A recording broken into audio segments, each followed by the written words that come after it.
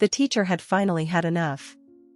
She had sent message after message through the school app, then emails, then handwritten notes folded into the boy's backpack.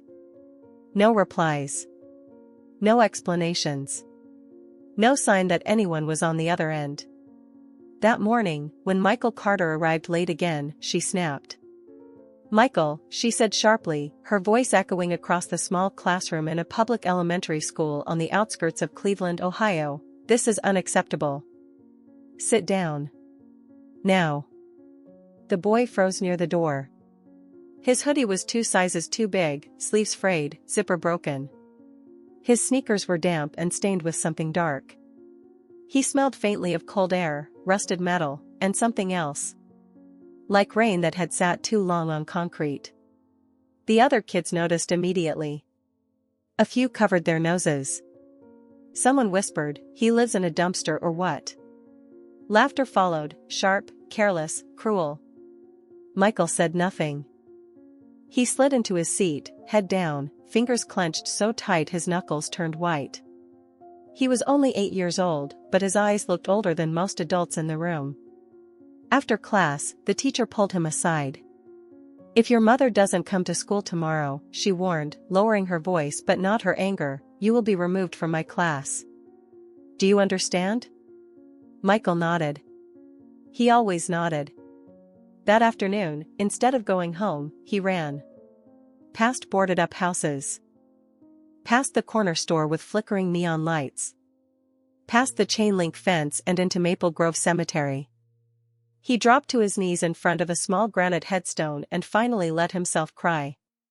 "Mom, please," he sobbed, fists pressed against the cold stone. "They're mad again. They don't believe me." The name carved there read. Maria Carter. Loving mother. Maria had not always lived like this.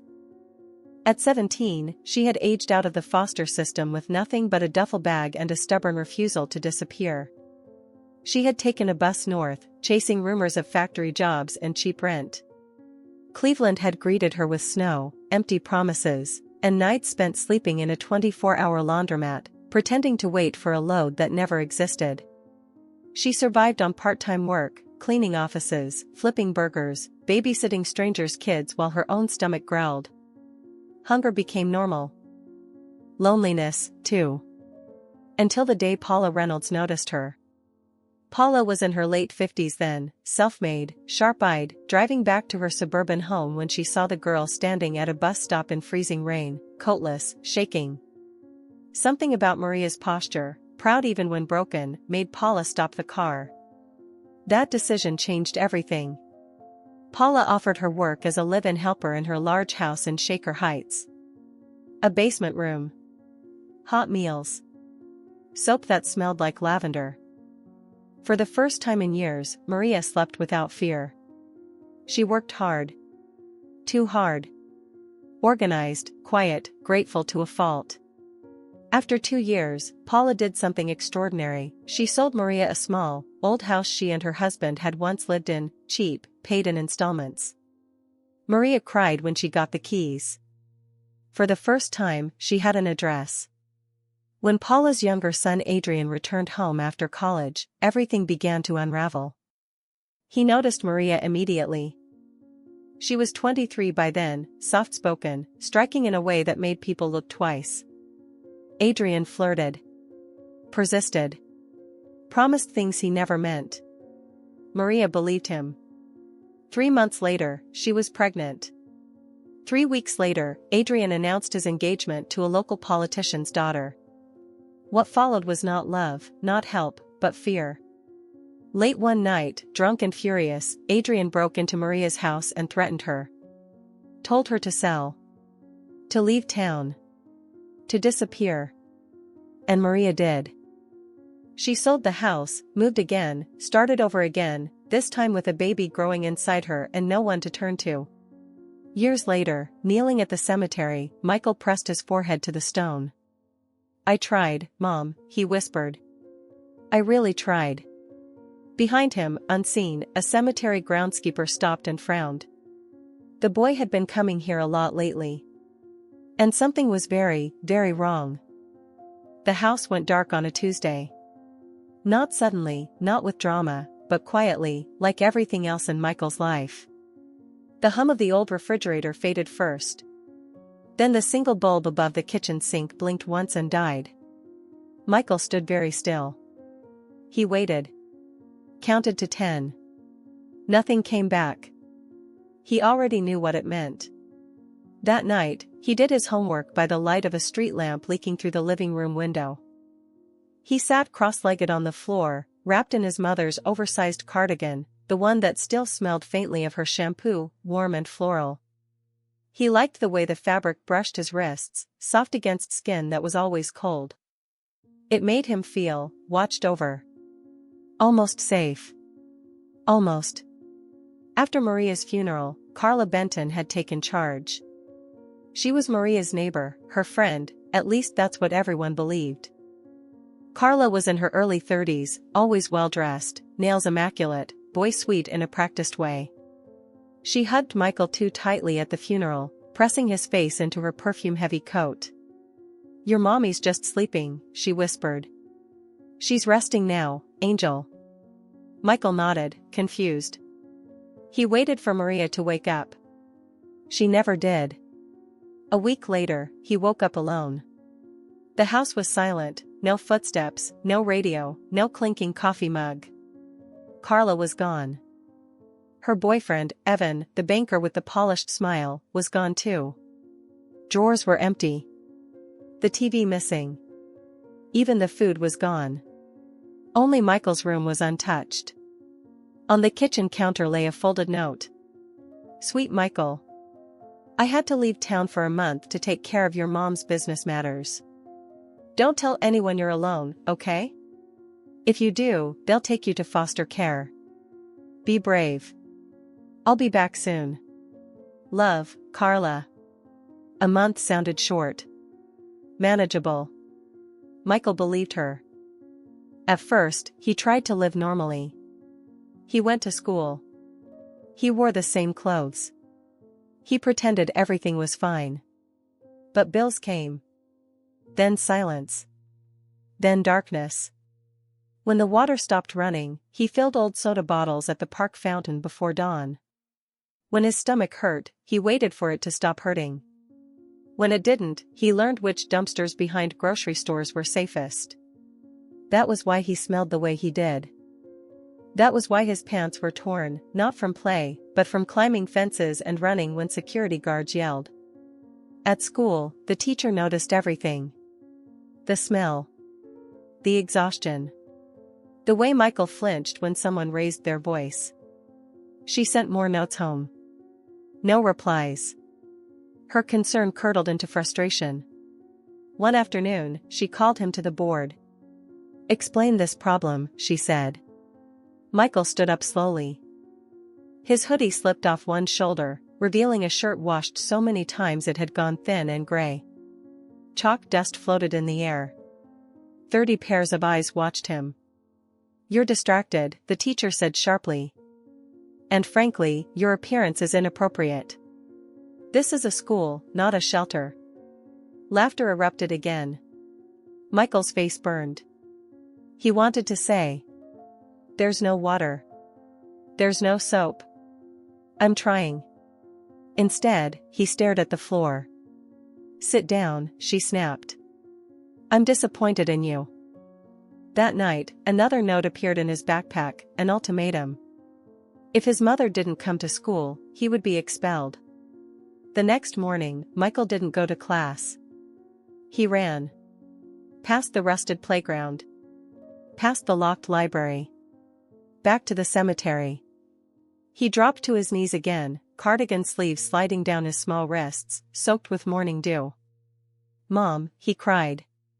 "They don't believe me. Please wake up. Just once."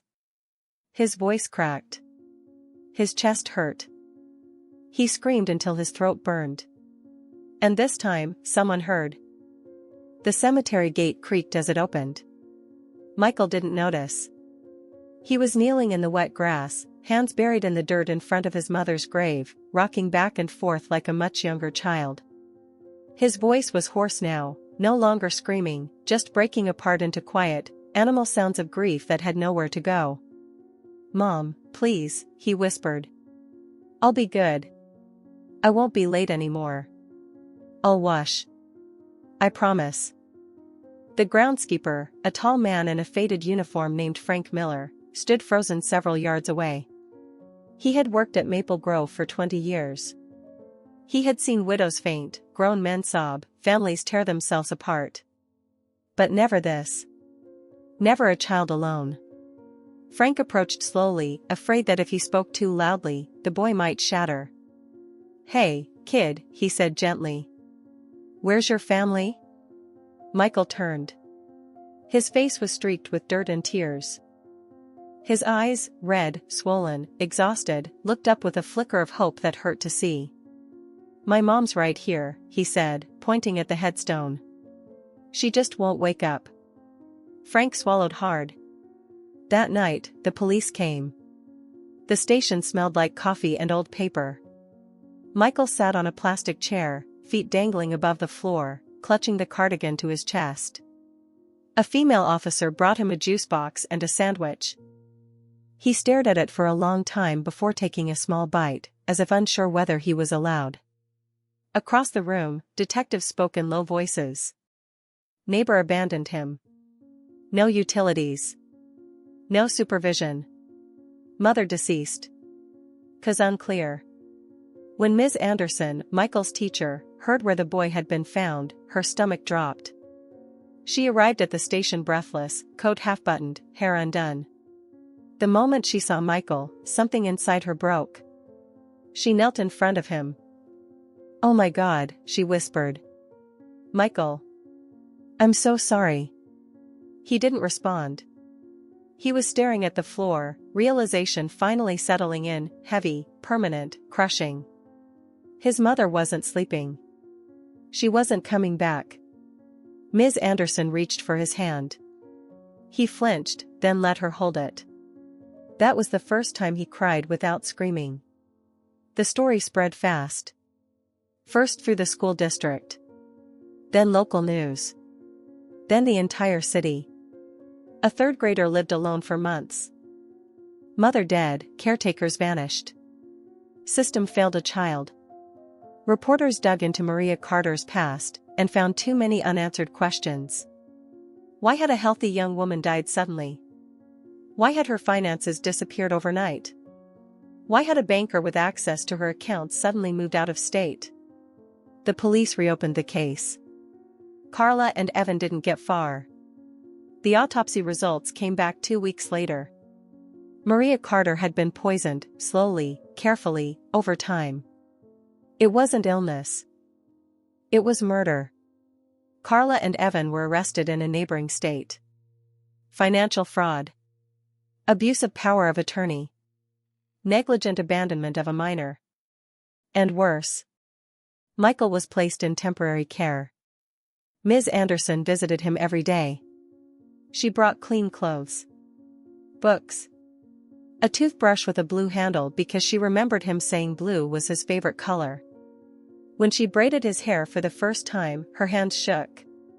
"You don't have to be brave anymore," she told him softly. He looked up at her. "Can I stay with you?" he asked. The question wasn't loud. But it echoed. The courtroom was colder than Michael expected. He sat in the second row, feet not touching the floor, hands folded tightly in his lap. Ms. Anderson sat beside him, close enough that he could feel the warmth of her arm through his sleeve. She wore a simple gray dress that day, nothing flashy, but Michael liked the way the fabric moved when she breathed, steady, calm, safe. Across the room, Carla Benton avoided looking at him. Her hair was pulled back too tightly, makeup carefully done, as if appearance might still protect her. Evan sat beside her, jaw clenched, eyes darting.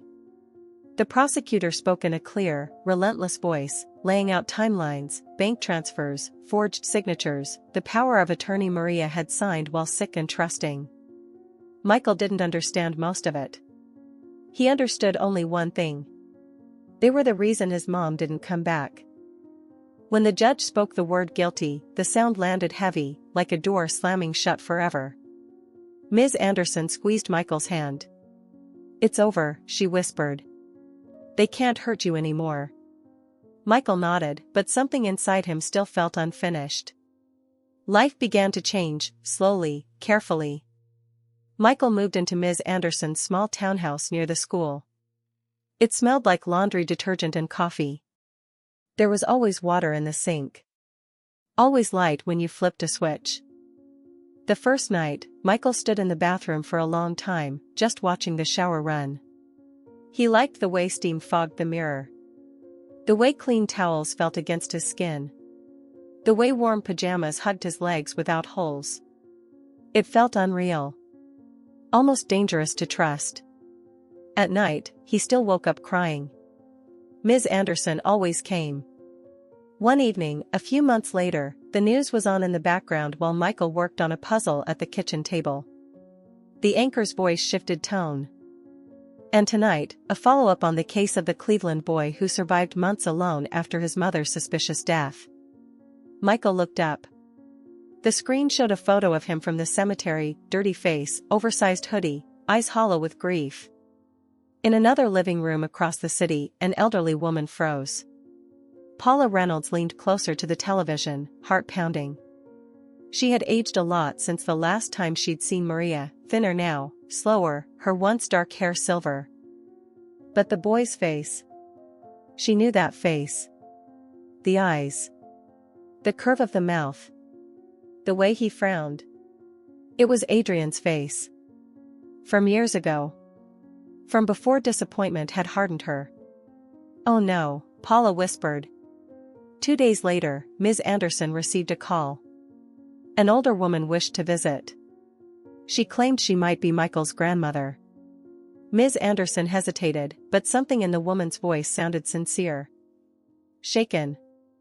When Paula arrived, dressed simply, no jewelry, no pretense, Michael studied her carefully. She knelt in front of him, just as Ms. Anderson had once done. "I knew your mother," Paula said softly. She was very brave. Michael felt something twist in his chest. "You knew my mom?" Paula nodded, tears slipping free. "And I believe you are my grandson." The room fell silent. Michael looked instinctively at Ms. Anderson, unsure. Nothing was decided that day. But something had shifted. The past, long buried, had found its way back. The truth came out quietly. No cameras. No reporters. Just papers spread across a kitchen table and an old woman's trembling hands. Paula Reynolds had brought everything she had, documents, dates, letters Maria had once written but never sent. A DNA test confirmed what Paula already knew in her bones. Michael was her grandson. When she told him, she didn't dramatize it. She didn't cry loudly or demand anything. She simply said, "I don't want to take you away from the woman who saved you. I only want to make sure you never feel alone again." Michael sat very still. He looked at Ms. Anderson, his teacher, his protector, the woman who had become his home. Then he looked back at Paula. "Can I have two?" he asked quietly. Paula smiled through tears. "If you'll let me." Adrian never came. When Paula told her son about Michael, he listened in silence and said only one thing.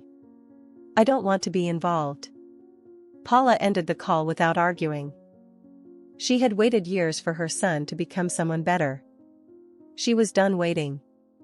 Instead, she focused on the boy who brushed his teeth carefully every night now, who folded his pajamas neatly, who still liked oversized sweaters because they made him feel safe. She set up a trust fund for his education. College, if he wanted. Anything he needed. No conditions. No guilt. Michael stayed with Ms. Anderson. The adoption process took months, but the day it became official, she framed the papers and hung them in the hallway, not as proof, but as promise. At school, things changed. Kids stopped whispering. Teachers listened. Michael laughed more. Sometimes, on quiet evenings, all three of them would sit together, Ms. Anderson reading, Paula knitting, Michael stretched out on the rug between them. He liked the sound of their breathing. Different rhythms. Same safety. Once a year, they visited the cemetery. Michael still talked to his mom. But now, he didn't beg her to wake up. He told her stories instead. About homework. About his favorite hoodie. About the women who loved him. And when he stood up to leave, he always felt certain of one thing. His life had started in loss. But it did not end there.